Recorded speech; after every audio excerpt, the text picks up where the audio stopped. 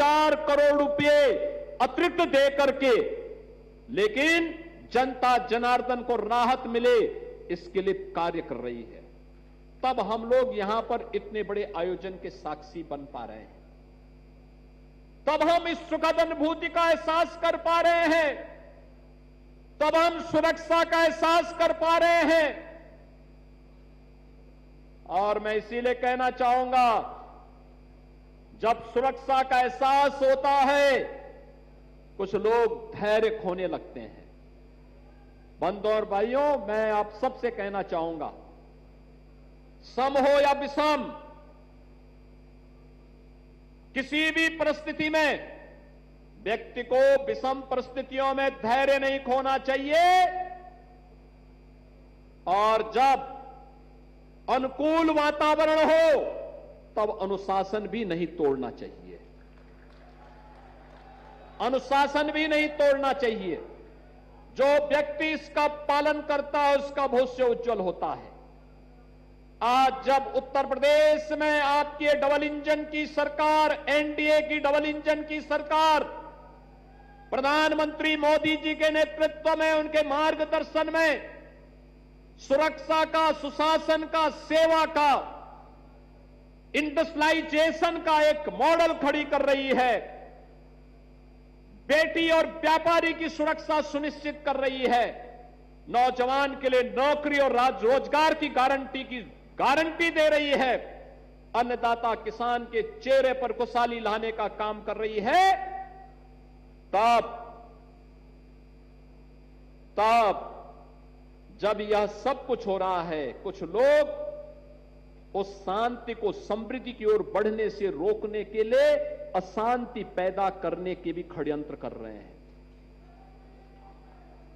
मैं अपील करूंगा सभी औद्योगिक इकाइयों में कार्यरत कार्मिकों से और औद्योगिक इकाइयों में कार्यरत श्रमिकों से भी, याद करिए ये डबल इंजन की सरकार आपके साथ कैसे खड़ी होती है। कोरोना कालखंड में आपने देखा होगा, जब कोरोना की परवाह के बगैर हमारी सरकार ने कार्मिकों को सबके लिए अपनी गाड़ियां उपलब्ध करवाई, उनको क्वारंटीन सेंटर में रखवाने की व्यवस्था की, उनके लिए सभी प्रकार की फ्री सुविधा उपलब्ध करवा करके उनको उनके घरों तक पहुंचाने का काम किया।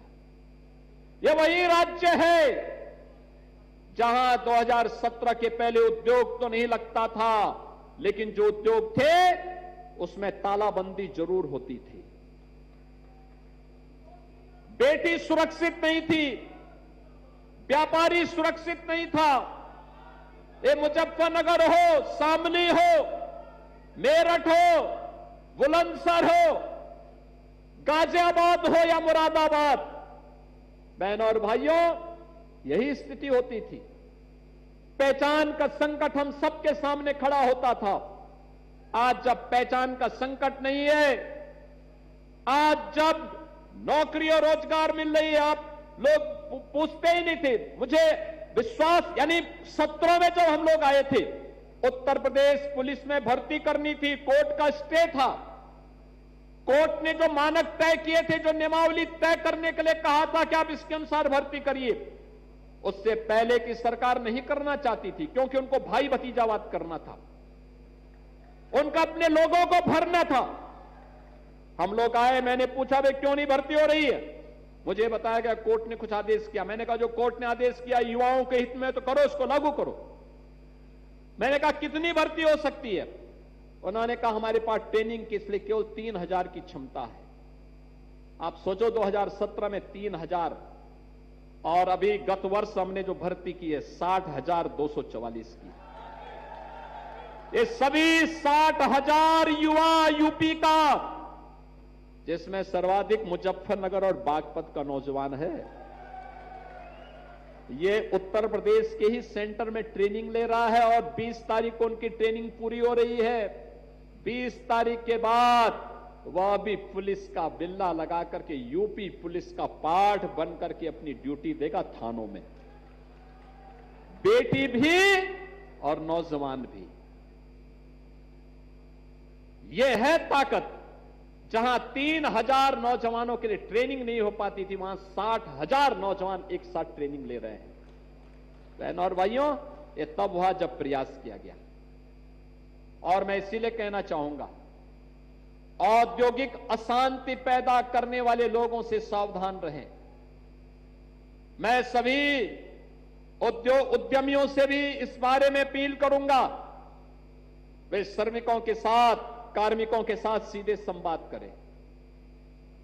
हमारी सरकार तो श्रमिकों के साथ में है, उद्यमी को सुरक्षा देगी और हर श्रमिक को संरक्षण भी देगी,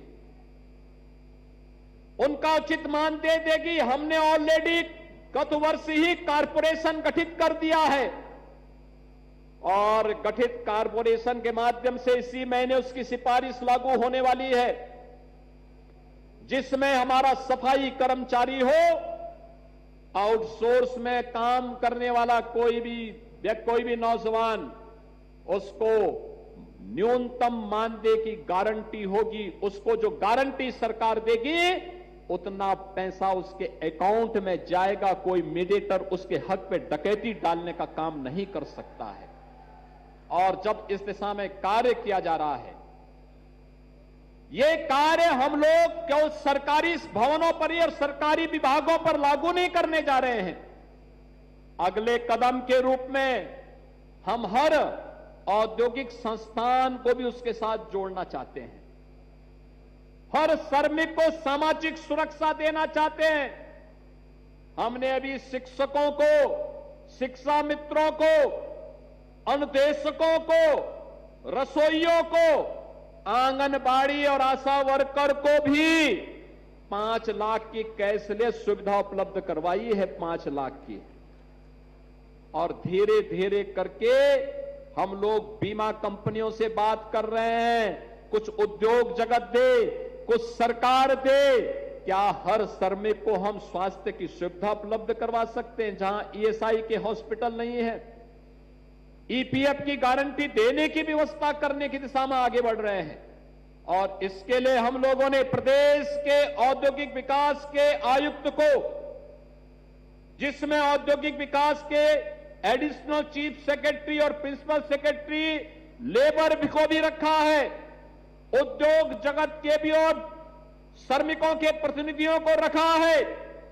ये सभी लोग तत्काल इन कार्यक्रमों को आगे बढ़ाए, अच्छा मानदेय, अच्छा भुगतान और उसमें कोई कटौती ना हो, यह भी सुनिश्चित करने के लिए कहा गया है। तो औद्योगिक अशांति पैदा करने वालों से उससे सावधान रहिए, उनको सफल मत होने दीजिए। एक अपील मैं उन सबसे करना चाहूंगा और दूसरा मैं आप सबसे कहना चाहूंगा, बहनों और भाइयों, आज यहां पर हम लोगों ने यहां के विकास के लिए जो योजनाएं दी गई हैं, उन योजनाओं को लेकर के 951 करोड़ रुपए की परियोजनाओं का भी आज हम लोगों ने यहां पे लोकार्पण और शिलान्यास किया है। मुजफ्फरनगर से जुड़ी थी, मुजफ्फरनगर की 951 करोड़ रुपए की लागत की परियोजनाएं। बहनों और भाइयों, ये योजनाएं, इसमें centre of innovation, incubation and training यानी CIIT जैसे योजनाओं के लिए भी अभी